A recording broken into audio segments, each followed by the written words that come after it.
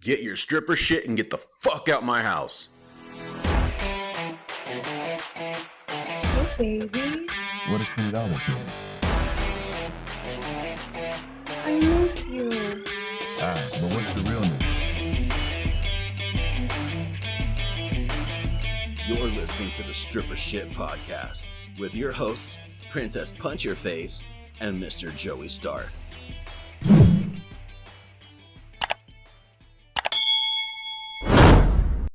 Where are you? Are those short bottoms or is it a dress?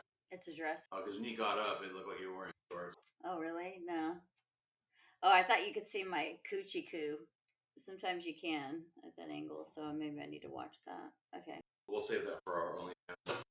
Yeah, the bloopers. Okay. So I wore a stripper dress today for the occasion. This is what I would wear to work. This would be one of my work dresses. It's very lovely. Thank you. It's very cheap because I'm cheap. And it can easily be destroyed. You just pull it right off, do your lap dance. This is a typical stripper outfit. That's not what you wore on stage though, right? Yeah, I would wear this on stage. Why not? I thought you were doing like a private show or something like that, private party. I would wear this on stage, yeah. Why is this offensive? You don't like it? You know what? From my perspective, it looks like it's expensive. Really? Nice. You don't want to wear anything too expensive at the club. Because, bitches will purposely burn you with a cigarette. I mean, they'll do all kinds of stuff. Yeah. Really? I'm bitches. No.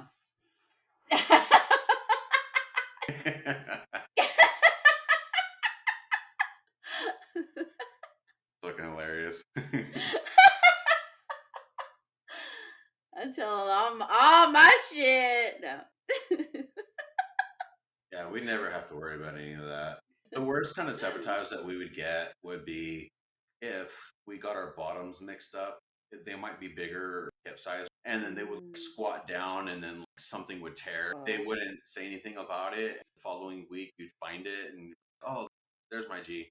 And then there's like a big tear down the side of it. It's like showtime. Well, I guess I'm not wearing this one. Most guys, they'll have their under G. At least I think most guys, at least all the guys from my shows had like an under G. It's just like girls. So it's like a nude one under the original, a double G? It's not nude, but it was a way of protecting the costume. All right, so one of the things that kind of stuck out to me was Leon Isaac Kennedy. He was talking about the innocent times at the mansion. It was kind of weird that he would say that. All these other girls, they were kind of saying the same thing. They're like, yeah, it kind of started off empowerment, started off with equal rights, sexual liberation, and everything was all fun. And then it took a dark turn. In the first episode, that's something that you kind of see happening regularly. And it's like, oh, okay. So you kind of start getting a feel for what it was like in its heyday, going from the 70s to the 80s. There was a big jump in kind of the direction that it went into. Around the 80s, would you say?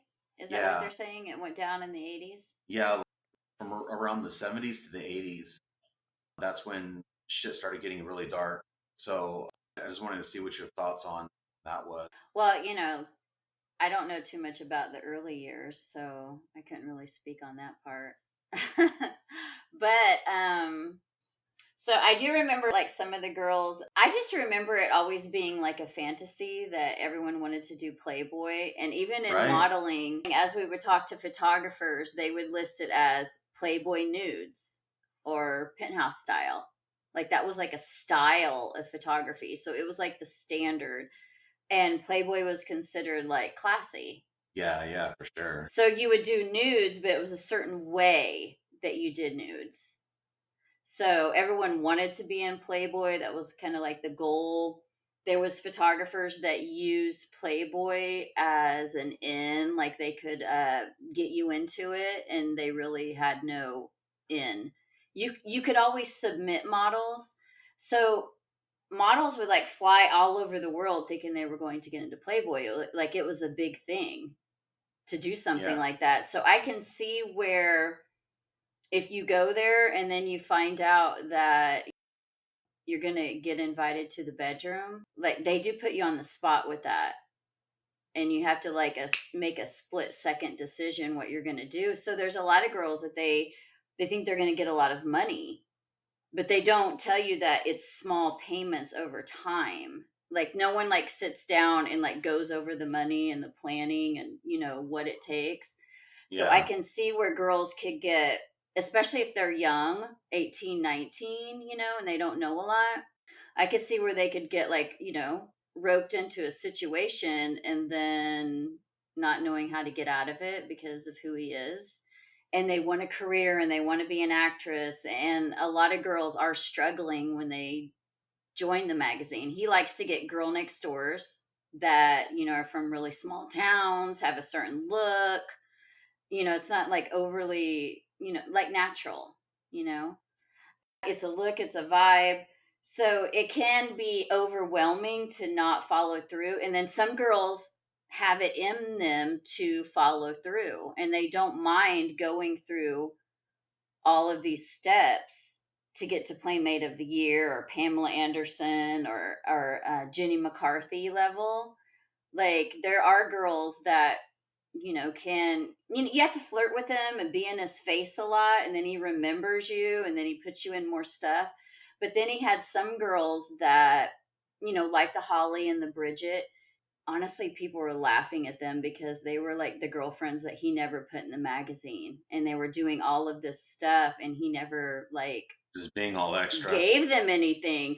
Like they were there for years, before they Yeah. finally got the girl next door. He wouldn't put them in anything. So Now, do you think if those girls had agents or like professional entertainment management that he would have booked them? they do have a Playboy agent. When you work with Playboy, everything that you're going to do in regards to Playboy, there is a lady in charge. But like if you already have your own agent, No, Playboy's your agent. oh, okay. So like if somebody had like, a contract with an existing agent, they just wouldn't even consider you then. Well, you have to go through Playboy because like you're like his model. Hmm. And even when you do like interviews, like phone interviews, they're right there listening. Just trying to make sure that you don't say anything stupid, I'm not really sure. incriminating. If you do say something wrong, they might have like a talking, like, don't say this or, let's not. Right. Because I remember I had once made a statement, not with Playboy, but another magazine, where I was saying how my little brother saw it and he was underage. So that was a problem. Like, things that don't sound good. You Right. learn through Right. trial and error. They don't really sit you down and say, don't do this and don't do that. You mess up and then they talk to you about it. So, yeah, that's my experience. So there's no guidelines that they kind No. of coach you on, like when you first started doing.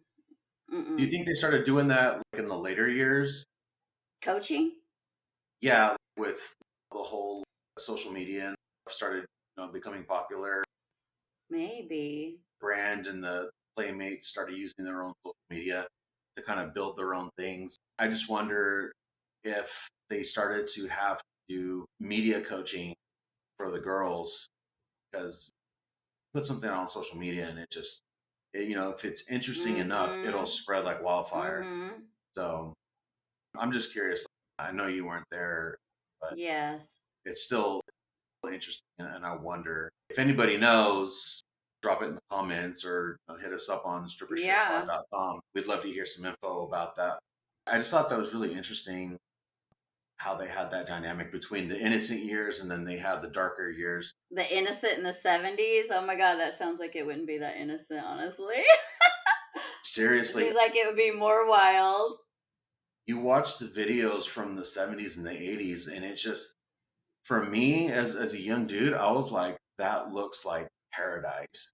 Everybody's free, like a level Yeah. of freedom that you can't even really conceptualize until you see something like Hef and the Mansion, all the Playboy Bunny, your Playmates. Wow, that's just like an incredible fantasy. And then you kind of start finding out how he kind of leveraged this idea, this fantasy, and invited other people who were like on the upper echelon of Hollywood and Mm-hmm. media. got them to participate, and then just later on down the road held that stuff they did over their head, like, oh, you're gonna say this about us? Remember this? I don't think so. I don't understand how that would work exactly. It's basically like extortion or blackmail. So towards the end of the episode, they But how could you blackmail someone like? so a couple of the valets and I think like the butler or something, Mm-hmm.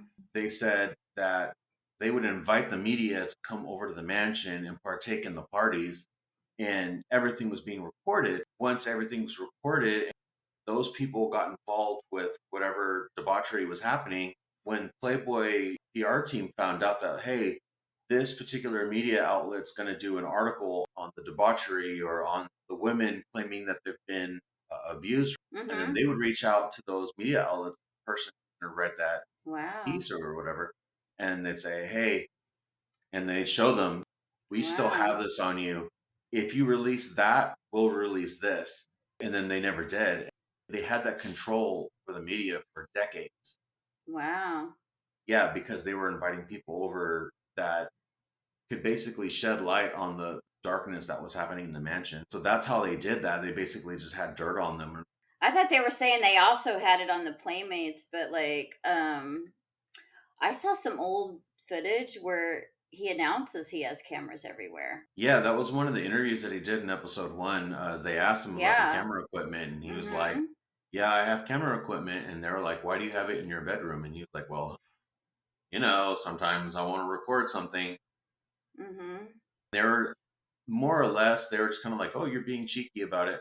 But had he had that same interview today, they would have Yeah. grilled his ass. Yeah, it was different back then in Hollywood. Nobody talked about all the everything, acting, like every aspect was sexual harassment. And I think a lot of Yeah. people, there's like an old saying, like you work your way to the middle and then you sleep your way to the top. So otherwise, you're just mid range. A lot of people that did seem to go further were the ones that were going into his bedroom, and that's not fair. But I did notice like the girls from like Canada and the UK, they seem like legitimately there because they were good at what they do, modeling. Mhm. So, and then they kind of felt put out that they had to basically sleep with him. It was kind of like an ongoing thing, but then that didn't mean you would necessarily get the yearly either, because they were fighting for that yearly title. So, well, my question for you is, some of the girls that were there, do you think that some of them were there because they were just a little bit more promiscuous than say some of the other models, and they were actually just there to enjoy that? Or do you think they all had an agenda? Like they were like, this is my career. I need to get this money. I need to be on the cover.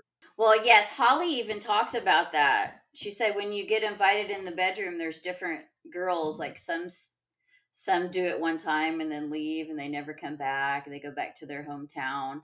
Some, like she said, they fight for it because they're like, I already slept with him. I need to get something out of it. So all those girls that were there for like 5 and 8 years, that's a long time, especially in Playboy years, because like you do so much that how can you complain all these years later? A lot of those girls were there for a lot of years. Right. So you put up with it this long, and now it's almost like, like you got a best friend and they're palling around and everybody's having a good time. And then you like turn on them and be like, I don't like what you do. You did this, that, and the other. Like, how is that fair to your friends? Right. Like, they have it's not fleeting. You stayed and you put up with it and you put up with it and you saw the abuse. And if he really did things with animals, you didn't let anyone know. I mean, you just let animals get abused or people get raped. You watch people get raped and you didn't like jump in and do something. Like a lot of them were saying they watched things happen. Yeah, like the butler, he was saying that he knew Yes. that Jennifer Saginaw was underage, admitted that he served her drinks. She was in bed with like another person. It's like, why wouldn't you say something to someone? And he was like, oh, well, I just kept quiet about it. To keep the job, or doesn't. That wouldn't fly nowadays. Nowadays I think you he would have can been drink if arrested. you're at home and your parents are there, and you don't have to be like, I think you can be younger, Not in California. 16. Really? No, in California, it's pretty hard. Like Even like back in the 21 day? and This was a over. long time ago, like in the That's 80s, true. or That is true. That the was like laws were it was the different. early '80s when this was going down. Hmm. Everything is different. Yeah, I remember like my dad used to send me to the store in downtown in Yeah. Salida where I lived, and I would buy beer for him, and they would just sell it to me, and then I'd bring it home. That was just a Yeah. regular thing. I remember doing that at multiple Hmm. stores, for my dad, and it's astonishing how much that's changed over the years. So yeah, I'm sure it was more like socially acceptable to be able to have drinks or whatever when you're that age. But With parents, and apparently her dad was there. So then they yeah, were like, I think he was there because he was probably giving them the hmm Quaaludes. oh yeah, well, he was a doctor, Yeah, that's what I'm thinking. That's why that relationship, like, why not move the doctor in, kind of like Michael Jackson does, right? right? I mean, you make friends with people, like it's networking, makes it easier. The doctor and have there was a scene where Jennifer was talking about how they kind of trained her how to examine the girls. She realized that it was a business thing. She called them a commodity. Said, "Oh, the Hmm. women were commodities." I was just thinking about that. And it's like, well, if you work in entertainment, you are a That's how it commodity. is. Yes. That's the way it is, and it just happened to be with this particular publication, they were Hmm. the commodity was hot naked girls, and not only that, but like this whole lifestyle of Playboy. Right. So that was a commodity, and it was almost like she had this realization. She had it when she was a kid, but I think her thing was that she had this. She called it magical, the mansion and half and all that. And Yeah. she had all this praise, and then when she realized that it wasn't what she thought it was, that's when she was like, "Oh, this is dark." I think we all kind of have that in our individual lives growing up. You think the world's one way, Hmm. and then all of a Hmm. sudden you have your big adult moment, and then you realize, oh, the world is not at all what I thought it was. You're there. Then you go to explore it on your own. Yeah, I didn't understand why they would have kids there anyway. I didn't understand that part. It seemed like they were really heavy on grooming them to be a part of that lifestyle when they got older. And it kind of became apparent when Hef invited Jennifer into the room. That was like, oh no. And I think she knew that when she got uncomfortable in there and she was like, what's going on? And then she said after that moment, she realized the situation that she was in. And I wonder, like, how many other people, like young girls that were like that, were kind of groomed in the same way and Right. then just kind of invited into the room and then like, hey, so what's up? But she also said that she had a book deal, and then they wanted to know what those dates were, and then they got them all canceled. So I think she also had a grudge there because this was like way back, I guess. Hmm. And 2005, I believe, she had a book deal and she was doing tour. So they put the kibosh on it, but she wasn't talking about any of some of these other things about Hef. So that came out later. It's just the fact that he's dead, and now they're really like hitting it with all this like stuff. Do you think that maybe his absence from the company kind of lifted all of the gates that protected him? Or, I mean, even when this documentary came out, Playboy came out and said, we validate the experiences of these women, we support them, blah, blah, blah. So it is an entirely different company now. And they've made a really hard Yeah, line in they're a the lot sand. different now. We're not associated with what happened in the Mhm. past, where this is what we're doing, this is the direction we're going. So maybe his absence from the company took away the protections that he had like built into it, because they said it straight up. His PR and marketing team would go and threaten people if they were going to say or publish anything that would defamate Hugh Hefner. So Yeah. Oh, he was always kind of threatening to crazy. sue people. Yeah, he was sue happy or threatening a lot. So there was that threat that, he's got more money than most people. But a lot of the stuff already came out in some of the books. Like it's just kind of rehashed stuff, but there's, some new things. But when those books were coming out, no one spoke up in defense of Holly. Right. Okay. So she was the main girlfriend, but she wrote a book in 2007. No, Have you read any of 2017. those books? I did the audio. 2017, she wrote a book. I mean, there was several books already. When you listened to the audiobook of that, was there a lot of, oh God, that's horrible moments in it? Well, it's eye opening because, I was asked to come into the room and smoke weed as well. Like Bridget called me on the phone and asked me to smoke weed. And she told me that we could just play around with the girls, we could just smoke weed, but to wear a thong panty, and if you wanted to have sex with him, to take your panty off. Like she said that. Wow. Yeah. It does sound like he had a lot of things in place that basically just caters to him and his ego. Like I mean, fuck, he really was the king of that shit. Yeah. But he's having, like, Bridget was doing that though. Bridget's not taking accountability that she was like a wrangler, basically. She tried to wrangle me. So she was his Ghislaine Maxwell. The weed invite. Yeah. Yeah. Bridget was. Damn. But then at the same time, she says how she tries to get models to overdrink so they have a really bad photo shoot and then they don't get picked. Oh, really? Yeah, or they make a fool out of Damn. themselves, or, so she was a menace there, actually. You know what trips me out about this documentary? They interview journalists who weren't even like a part of any of the stuff that was happening, and they kind of covered some of these subjects after the fact, but they talk as if they were there and witnessed the stuff themselves. Yeah. And I kind of wish they left out the other journalists from the documentary. It's a lot of hearsay.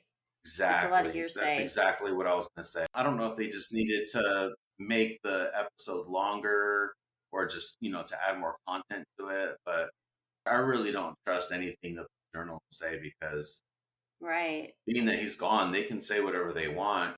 He's not going to sue them for defamation. I would prefer them to keep the journalists out unless they were actually involved, saw some stuff, heard some stuff. That was like really the only other thing that I really didn't like about the episode. It's just the journalists that are involved. Right. Whatever. Well, the guy that also said that he saw one of the models getting raped and he didn't do anything. And then Sandra Theodore in episode 1, I believe she said that she saw a girl getting raped and she I'm gonna just have to watch it waited. again. I missed that part, but yeah, damn. Yes. But they said she was doing some nasty stuff with him for a lot of years. Oh, I bet. And now she's complaining because she's not there anymore, I guess, I mean, it's Yeah. just like when you're in a relationship and then the relationship is over, then you have a lot of complaints, right?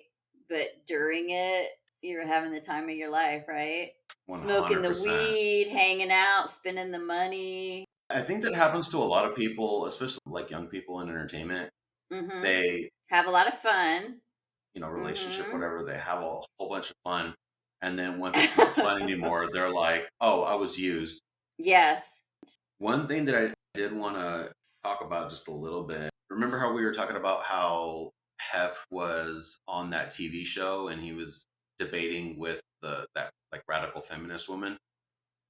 I keep seeing a lot of things popping up on social media, and there's a lot of these feminists that are very anti women showing their body or using their body as a means to generate income and stuff like that.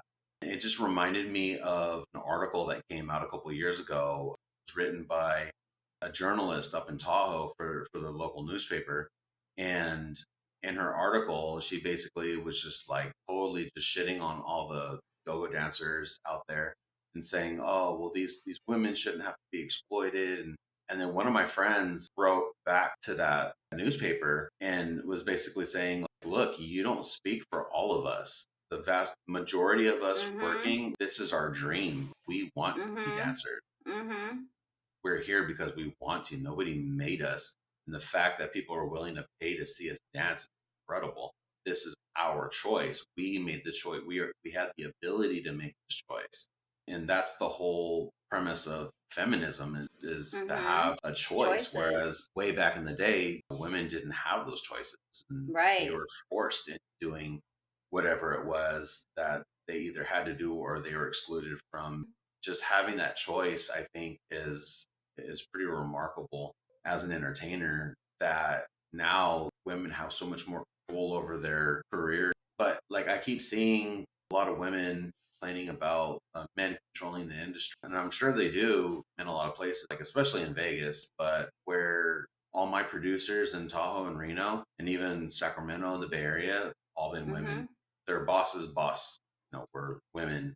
I'm not seeing that side of it, which I think is a positive, because it's progressed to the point where women are running the show. There's very little traces of the old guard that controlled it before, which there's a lot of shit in the past. And watching the first episode of Secrets of Playboy, Yeah. you kind of see how people like Hef were able to control their industry, and now it's just getting to the point where it's very, equal.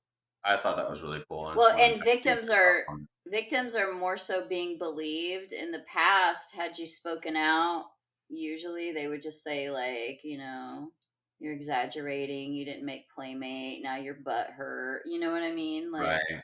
it could be a little bit of that. I'm butt hurt too. I'm traumatized. I should be the one speaking out. I'm the one that got done wrong. No, I think he's a nice guy. I like him. I think a lot of it was over exaggerated. It sounds like it was. You keep telling it over and over, you're going to exaggerate. If you're going to get paid for something, you have to give them something to pay for. So when I looked it on the website, they have their little picture all linked, for the Yeah. movie.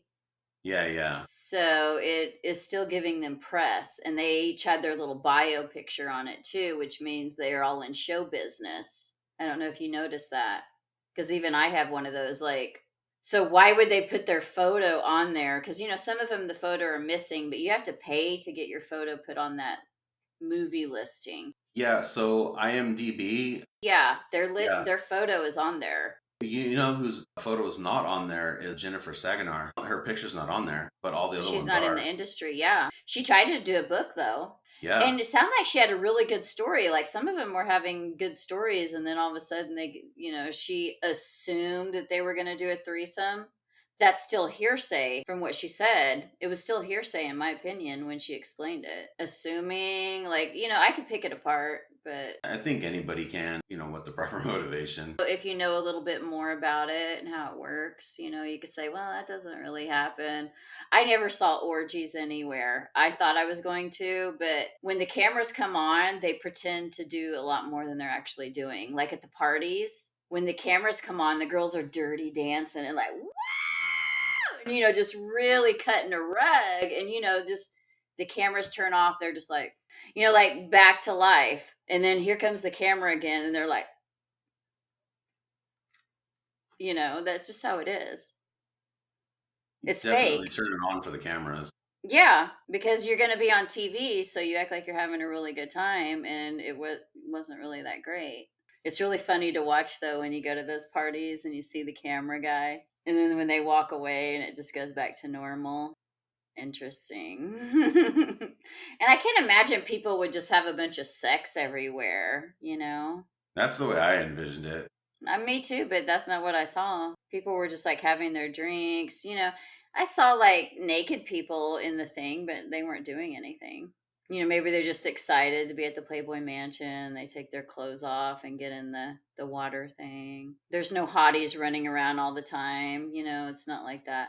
Now, there are playmates on their off days, no makeup, hair bunchy. It's like a normal house. And they come in and they're eating free food because it's like an open door policy. So you'll see, I think it's Julie McCauley from Growing Pains. Like she was always there. Oh, wow. She used to be on a TV show. She just comes to get free food. It's not all that glamorous like you would imagine.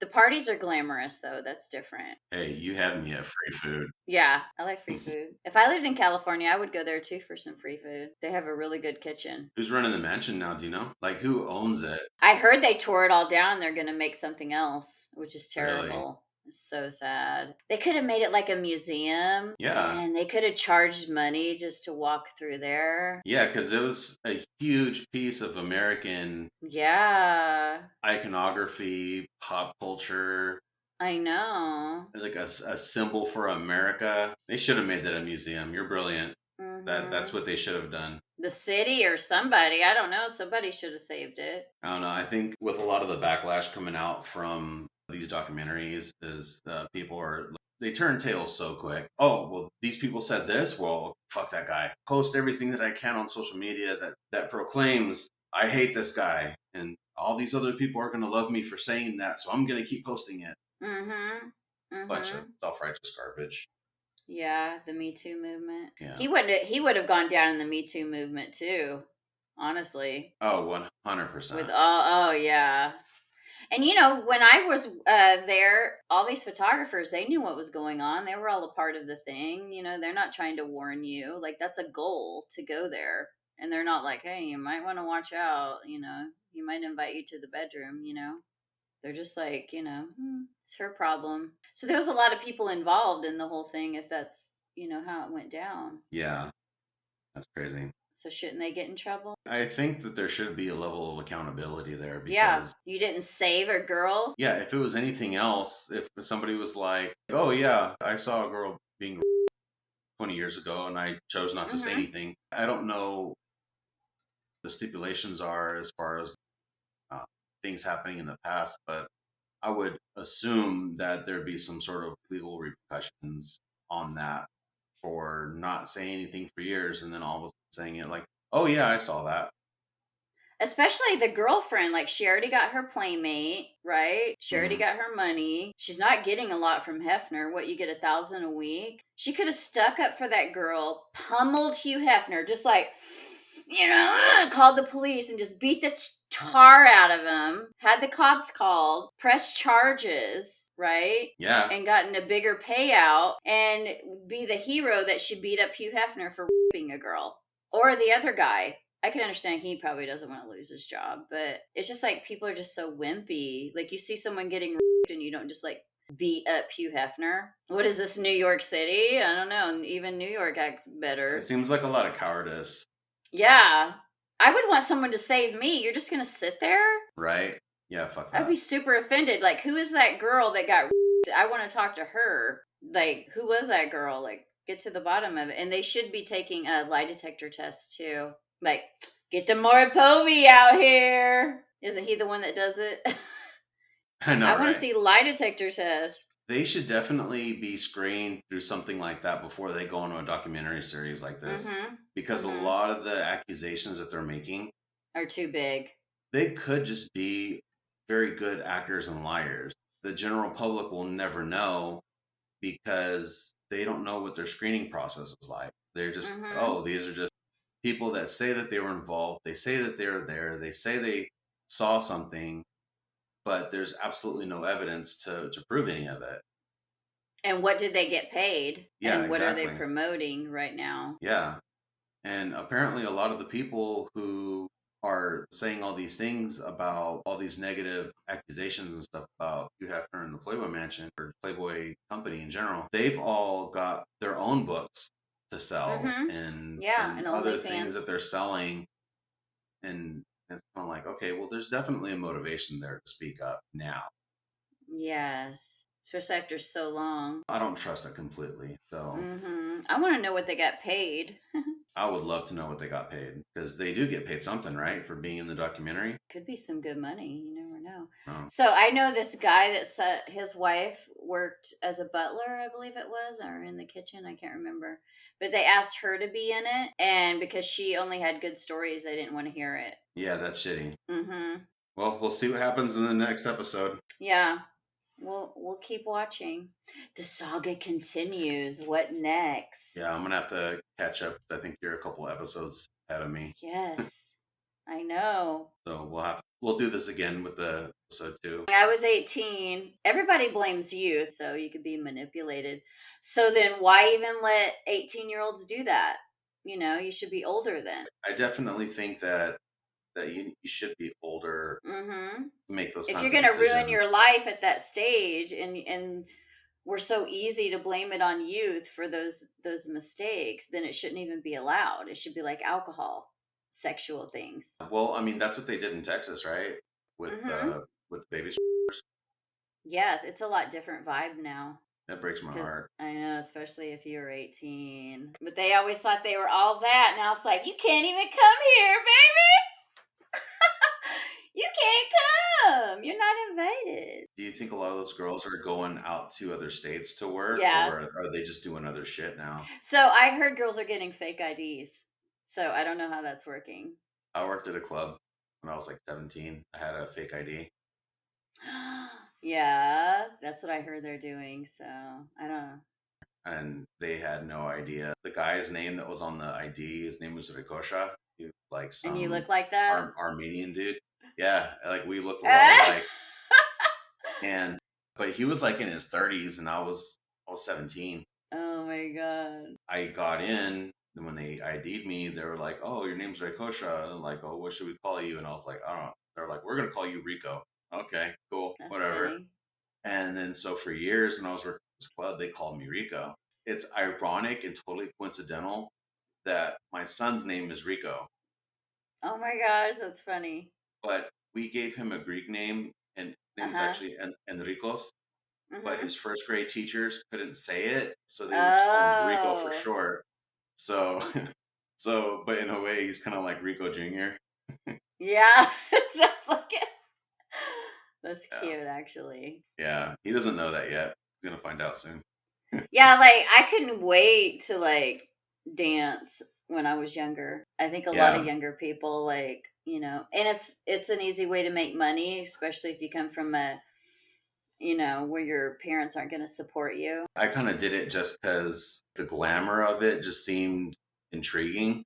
Yeah. And first couple times I did it, there's a shift in the power structure because I had always known that, like women control the dynamic of the relationship, whatever. And I've Right. seen so many guys, like friends, neighbors, family, and the guys were always just controlled by the woman and manipulated to do whatever they wanted.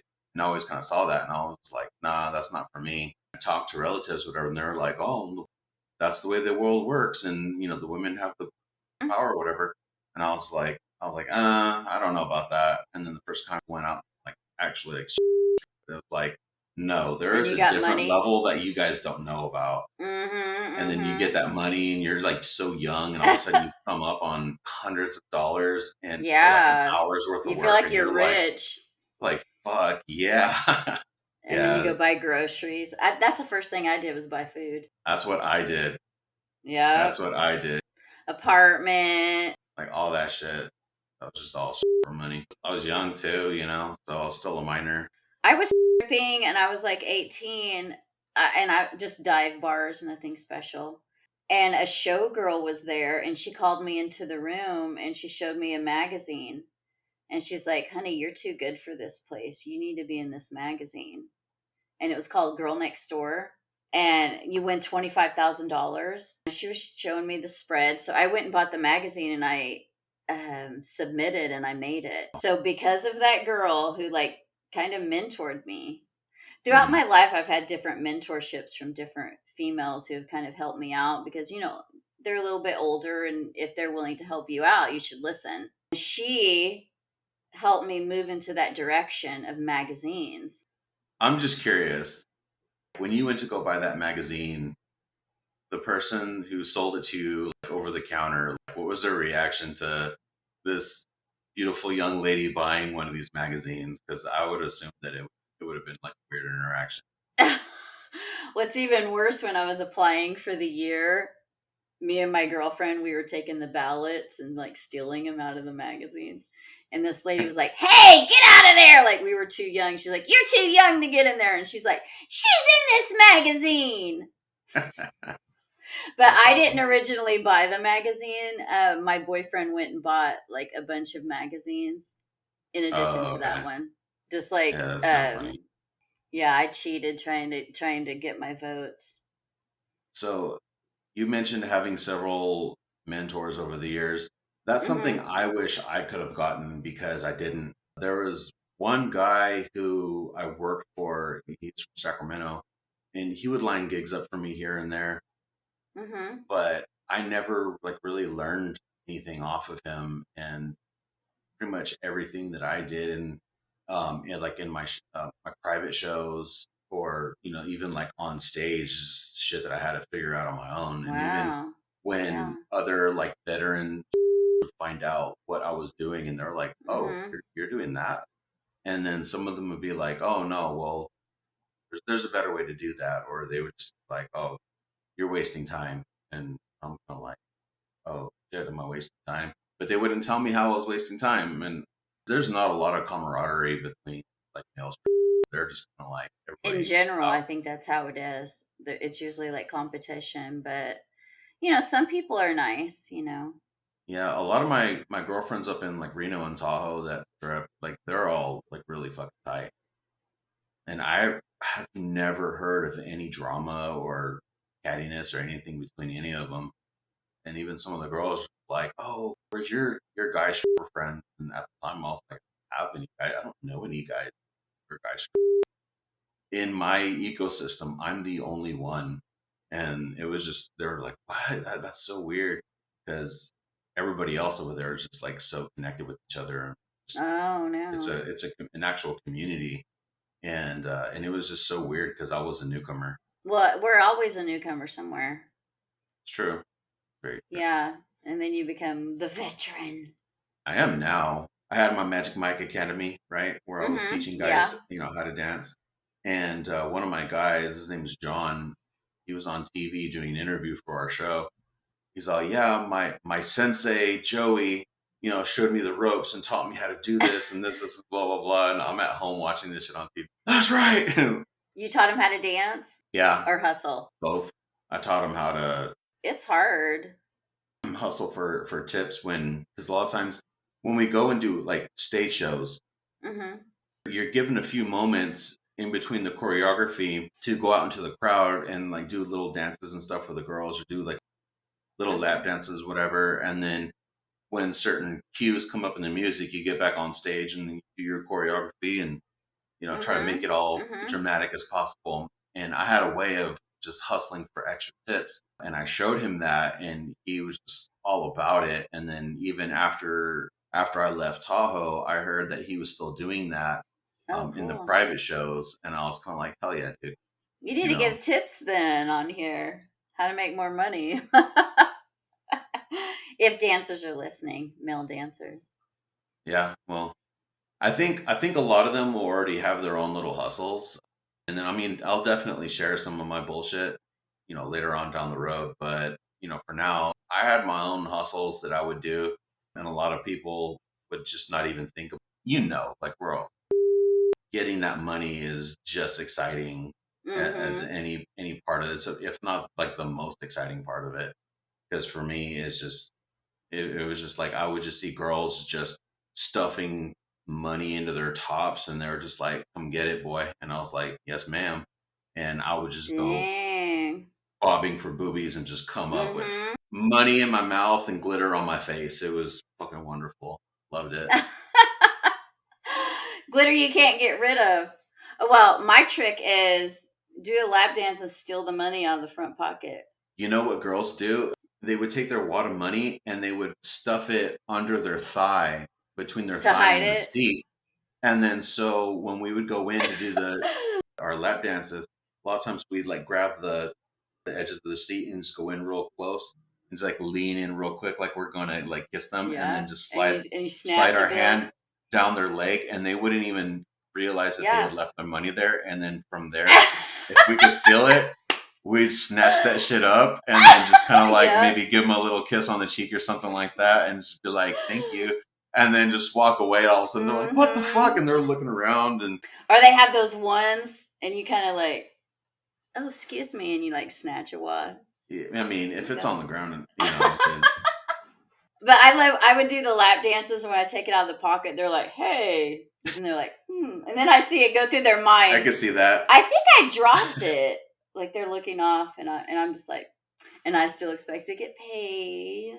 Where's my $100? You know, it's a kind of the shitty thing of doing like big stage shows is that any money that hits the ground, and I don't know how it is in other male review shows, but the ones it's that I was gone in, if it hits the ground. Right? If it hits the ground, it gets pulled up at the end of the night and it gets distributed evenly between everyone. Oh wow! But like when you're wearing a little ass G-string, there's only so much money you can stuff in your shit. You would have to keep going backstage to empty all the cash into your bag and then go back out and try to get more. Yeah. So you're like sneaking a little, right? No, you're not trying to sneak a little. I would have. No, like everybody was, at least the guys that I was working with, everybody was like really honest about that stuff. Dang. Which I hella appreciated. But it was fucked up when I'd see a girl stuff 100 in there. No, honey. No, honey. And then her friend would come in to shove a 1 in there, and her pulling her hand out would make the 100 fall on the floor. And I was like, no! And I would like try to like, snatch it back up as soon as possible. I had a couple dudes who were like, hey, what the fuck? And I was like, dude, I'm sorry. Like, she tipped me 100 and her friend made it fall out. All right, and everybody was pretty cool about that. Oh, so if it's on your body, it's yours. If it's on your body, it's yours, yeah. Okay, I mean, but if it lands, okay. We would tip out our house mom, Goose, and he would help us with all of like our hair. He was an esthetician, so yeah, I love a house mom. He would do all of our body waxing and stuff, so he would take care of all that shit for us. And obviously we'd pay him and stuff, but so then he had we use. Yeah, we couldn't do the show without him. He was incredible. And we would tip him out at the end of the night. I can't remember if we tipped out anybody else. I think maybe we tipped out the DJ. No, the DJ's got a fat paycheck. Everything was on tracks basically, so they would run the track. Press a button.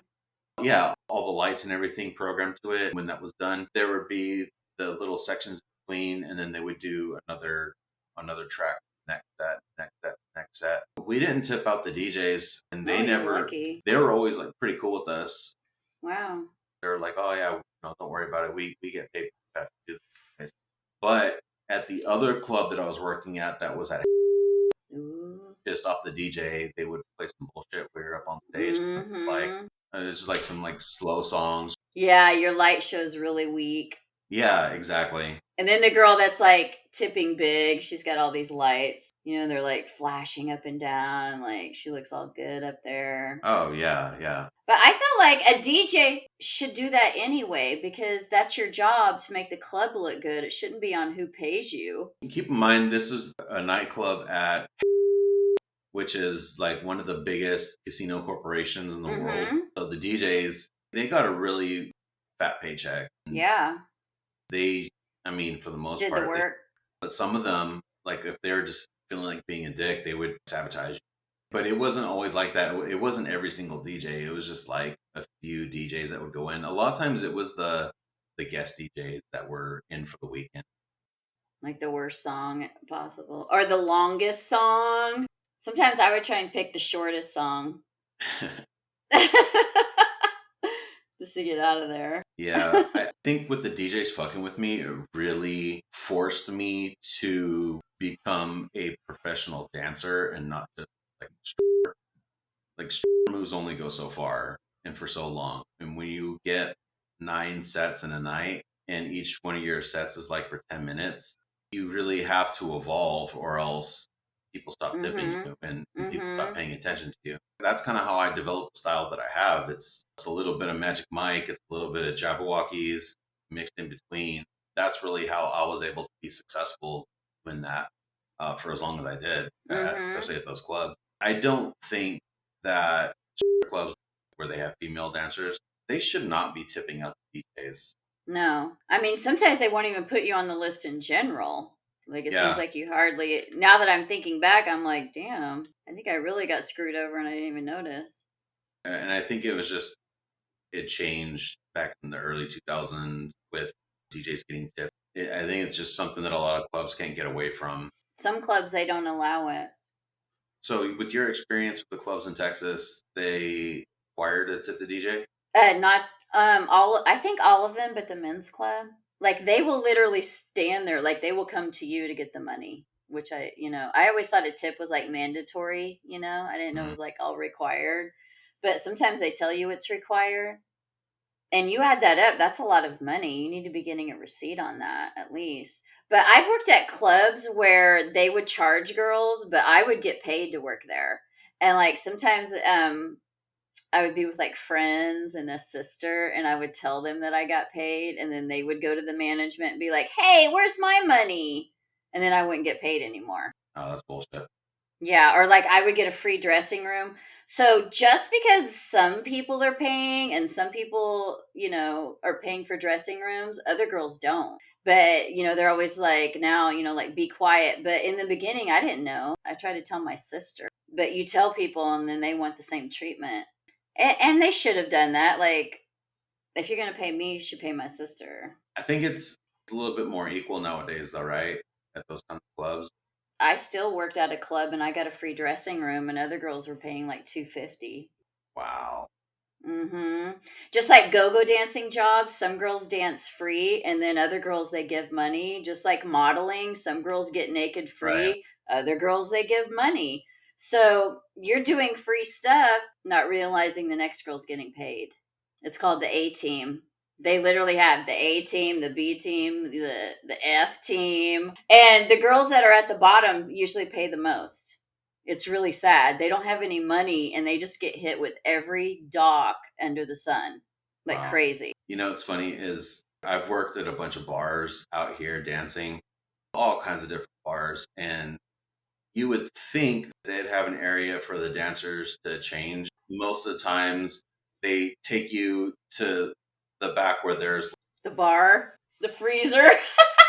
next to the freezer in the stock room. Next, there's a Oh bucket my and a god. mop, and there's Yeah. the Oh, floor's that's bad. gross. There's no mirrors, and then like you're Yeah. trying to change, and then the bar staff is walking back there, and they're like, "Oh, hi," and you're like standing there naked, like, "Hello," and then like you're trying to change, and a lot of times you have your partner, and you're both trying to change, and naked Oh to my semi-naked, and gosh. then people walk Yeah. in.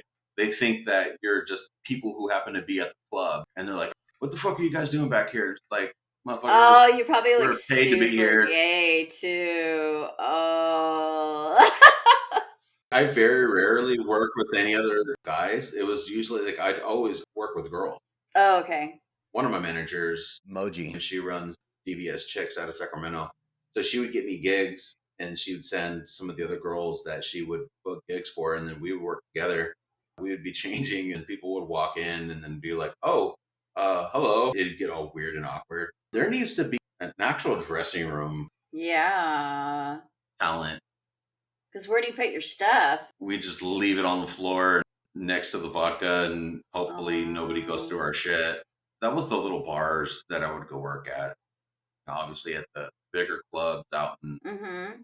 like Reno and Tahoe, they had their shit together. My favorite dressing room was my dressing room in like Tahoe.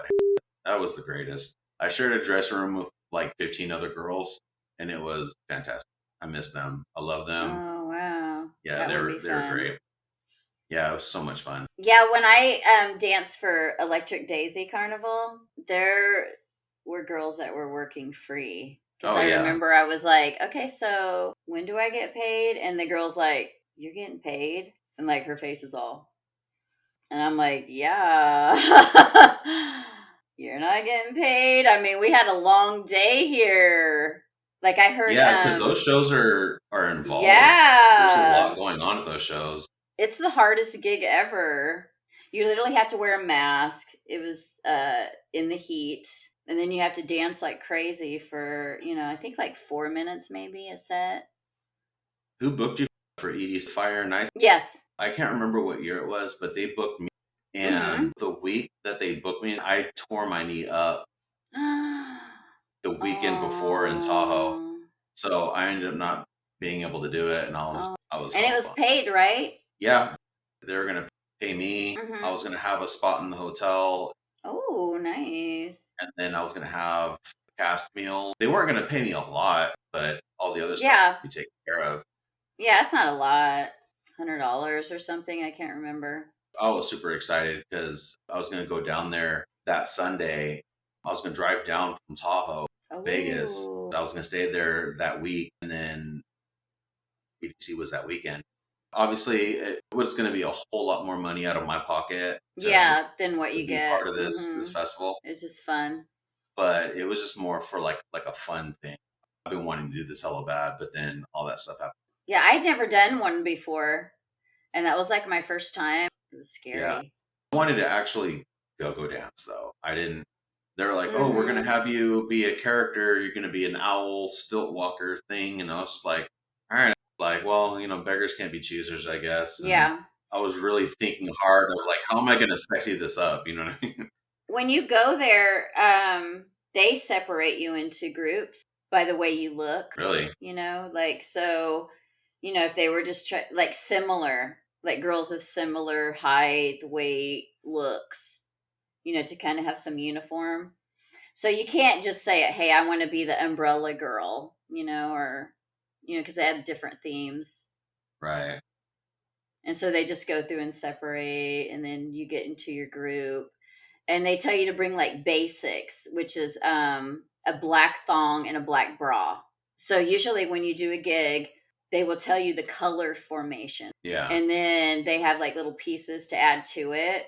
But it's usually like basic pieces, and then, go from there. So the costumes aren't custom made for your body type? What they have. To your measurement? Right. Yeah. Like they usually have a couple of things to add to it. I just remember having to take like black panties and a black bra. And in other go-go jobs, they'll say, okay, the color formation is blue and green. So bring everything blue and green. And then, you try and mix with the other girls to look similar. Yeah. That's what I really liked about working for the casinos, because the casinos paid for the costume. So every so many months, they would bring out new costumes. I was like, oh, that's tight. We had our own personal seamstress. And she would go and measure the girls, and then she would modify the costumes to the girls specifically. It was so cush. Did you keep it, or they took it back? I kept all my shit. They're like, you're the last male dancer that we're going to have, so they can go ahead and just keep the stuff. All right, cool. At Mont Bleu, I left a lot of my stuff in a bin, the storage area. The show got canceled. I really didn't have any other reasons to come back to Tahoe, so I guess that stuff's gone. But I mean, there's maybe a few things that I paid for that were in that bin, but it was all theirs. They paid for it. And they wanted to keep it. Just because one club doesn't want you, you should try another one and another one. Some people are fit for different clubs. Like, don't give up. If someone thinks you don't have the right look. So a lot of people will be like, oh, they're not hiring, but maybe another one does like you. Yeah. There's not a lot of those clubs out here where they have like male dancers. Oh, I bet. Every now and again, you'll get these shows that kind of roll through town. There'll be one guy that knows the choreography and how the show's set up. And they'll hire 2 or 3 guys a couple nights before. They'll have some rehearsals that they don't get paid for. They'll do one night or maybe 2 nights on a weekend in a bar convention center. Then the show moves on. So it definitely works differently. Yeah, women, they've got a lot. Oh, yeah. Women have a lot of opportunity. I would say that they get the majority of those kinds of opportunities in that type of entertainment, because you have to do a lot of private shows, especially if you live in a small ass town like I do. You just got to do a lot of private shows. So you'll go do like a woman's birthday party, a divorce party. Divorce parties are fucking fun. I bet. If anybody has ever been to a divorce party or hasn't, I highly recommend going to a divorce party. And if you're a dude and you have your friend who just recently got divorced, offer to throw them a divorce party. I guarantee you will have the time of your life. So like private shows, there's not a lot of opportunity out here for clubs and stuff because it's hit and miss with the market. You never know who's going to be a part of that. I used to work on a reality show called Stag, and we Right, used to right. do like pretend bachelor parties, and I was like their reoccurring dancer, but it was all staged. I did a lot of reality shows, but that was like we would come in 30 minutes and you get like $400 out the door. That's not bad. Yeah. Oh my God. And then it was on Maury Povich's show. And my sister was like, I saw you on TV. And I was like, I didn't do Maury Povich. And I was like, that wasn't me. And she's like, you think I wouldn't know my sister? Plus, you said your name. So you never know. You might shoot for one show and then you're on some other show. Did they reuse the clip from that show on the Maury show? Mm-hmm. Mm-hmm. Yeah. Did you get any kind of credits for doing that since it was on TV? Not Maury. Mm-mm. No, but the other one, the original one, the Stag. I'm not sure. I honestly didn't even watch the shows. I just did the work. But they used to also do Cheaters, which I used to work for Cheaters too. I did a lot of body double work, and I did a lesbian episode, and I That's love awesome. doing body double. You come in, you do your, you pretend to be someone else, which everyone thinks that show is real, maybe back in the day, but not anymore. And I made good money on Cheaters. What do they call it? They call it scripted reality. Mm-hmm. I mean, you can tell. I can tell it's so fake. First time I saw that, I was like, this seems so staged. The people that were around me at the time, they're like, no, no, no. This is real. Yeah, You can they tell. think it's Look, real. she's really hurt. It seems like she's acting. No, the fights are kind of real though. They Really? instigate it. Yeah, my fight was kind of Oh, realish. Yeah. shit. She came out Fuck that. swinging. I was like, "Oh, you guys didn't tell me we were boxing." They were saying like, "Be really mad, just don't laugh." They're like, "Whatever you do, don't laugh." And I laughed. I don't know. I just saw her coming and I was rolling. I was like, "Oh my." She was coming after you? Yeah, swinging. Oh, shit. Yeah, it was funny. But I did it. I laughed. And they try and, it's so hard not to just bust up laughing. I didn't even know her, so it was weird. Wow. So they get you like really pumped up, but I didn't think I was like kind of gonna get assaulted. Like she just came for my hair and was like trying to snatch a girl up. I'm not gonna let nobody Damn. snatch me up. So and then I ended up like kicking the Joey guy in the face. And they like put blood in his mouth, and then we like did the whole kick thing, so it looks like I like bloodied him. But me and her going at it was real. I was like, she jumped in the truck that I was driving, and I just started punching her leg because I was like really pissed that she was fucking with me at that point. Wow. So that was real. I hope you got paid fat for that. Yeah. 'Cause And then you go back you for were the in like interview. serious danger. Yeah. Yeah, I was. But I probably already signed my life away. I've been through like similar things doing private parties. You're in a house or a cabin or a hotel room, whatever, and you go in, at least this is my experience, do this bachelorette party, and there's dudes there, and it's, oh, why are there other guys here? They're like, oh, well, the bridal party or groom to be and his party, and I'm like, why are they here though? And they're like, oh no, it's cool, bro, just do your thing. All right. And then I'm doing my thing, and all of a sudden someone's getting their feelings hurt. Uh-oh. And I think it's because a lot of these dudes have never seen that side of their women before. And they get jealous. Yeah. And they get jealous. Because when it comes to male strippers, women treat us way differently than what they treat or how they treat their significant others. Mm-hmm, mm-hmm. In most cases, for me, it's entertaining. That's part of the job that I love. But for another guy to see their woman being that way, and they've never seen their woman be that way, or at least not with another dude, then they totally freak out. And I've had a couple of guys try to fight me, and I'm like standing there on my fucking G-string. Wow. Want to do this, dude? Right now? For some money. Who's gonna protect me if I get know. jumped or something like that? I know. That's the only thing that gets like weird about doing private parties sometimes. Mm-hmm. The occasional Weirdos. husband or boyfriend or just fucking weirdos. Drunks. The overly aggressive gay guys are the worst. I had guys bite me on the tits before. Really? Mm-hmm. I've had girls bite me on They're the like, tip, too. yeah. I came home and I had bite marks all over me, and I had one on Oh my my neck. God. My girlfriend at the time, I You're in called. trouble. I was just talking to her, and she's like, "How'd last night go?" And I was like, "I got bit." And she's like, "What?" I go, "Yeah, I got bit by like a whole bachelorette party." And she was like, "Well, what the fuck?" And I was like, I was hustling for tips, and a couple of them called me down and bit me. And she was like, "Oh, you're full of shit. I know you're fucking around." And I really legitimately was not. And Wow. I come home and she'd see the bite marks on me and shit. You let girls attack you? Oh, come on. I could fight. I'm not trying to. I'm not trying to like. Pow!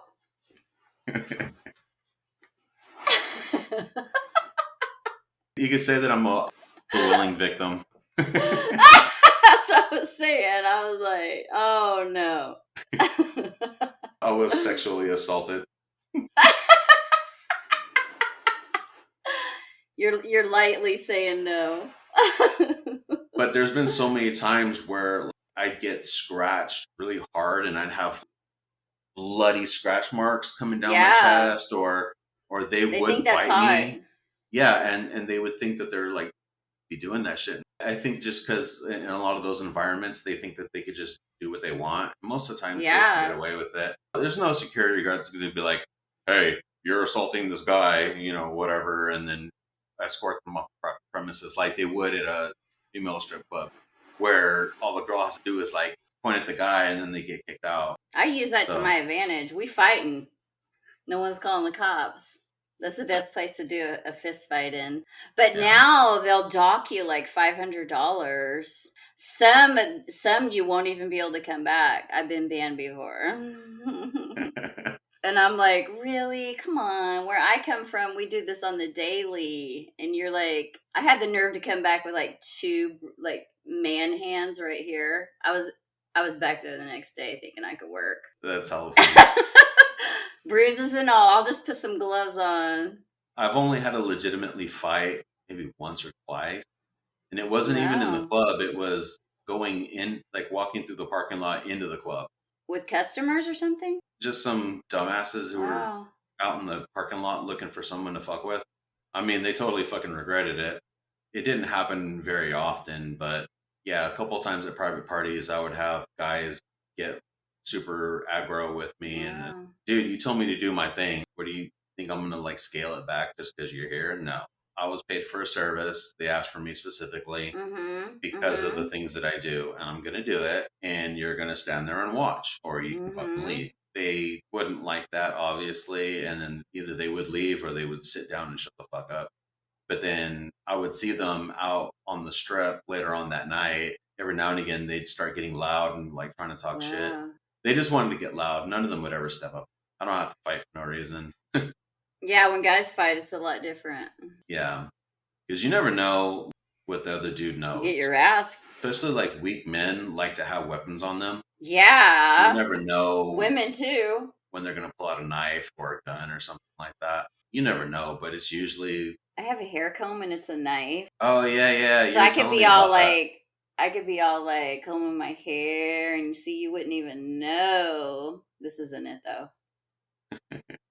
This girl makes it 13-inch heel. Oh, yeah. That's your girl, right? Yep. 13-inch heel is so cute.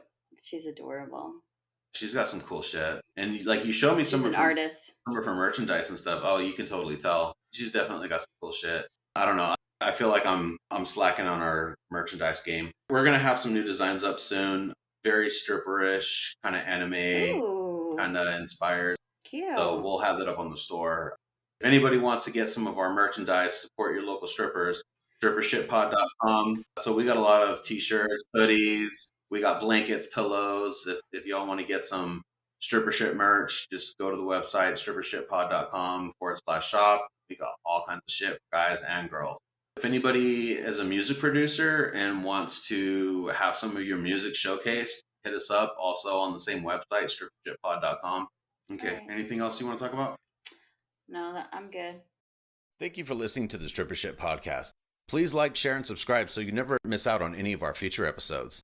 You can also find all of our networks at strippershitpodcast.com, along with our merch store. I'm Mr. Joey Stark. And I'm Princess Punch. Stay sexy, y'all, and we'll see you in the next one. You're listening to the Stripper Shit Podcast with your hosts, Princess Punch Your Face and Mr. Joey Stark.